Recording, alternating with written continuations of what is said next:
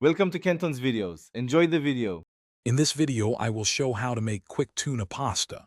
First, gather your ingredients. You'll need about 8 ounces of pasta, 2 cans of tuna, and some basic pantry items like olive oil and lemon. Start by boiling a pot of water and cooking your pasta until it's al dente, which usually takes about 8 to 10 minutes. Remember to drain it well, but save a quarter cup of the starchy pasta water.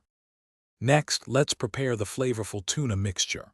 Open and drain 2 5-ounce cans of tuna, then flake the tuna into a bowl. Add about 1/4 cup of mayonnaise, 1 teaspoon of Dijon mustard, and a pinch of salt and black pepper. Feel free to include other seasonings like dried dill or a dash of hot sauce for extra flavor. Mix everything together until it's creamy and well combined. Now it's time to bring everything together. Add your warm, drained pasta directly into the bowl with the tuna mixture. Pour in that reserved quarter cup of pasta water.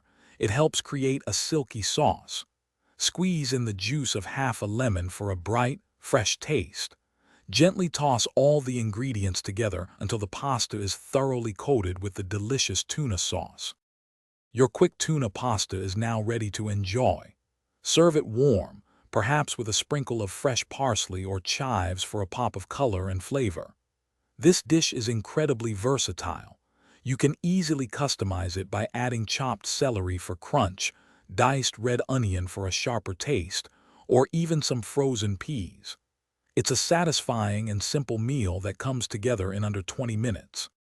Thanks for watching. Consider subscribing if we helped you.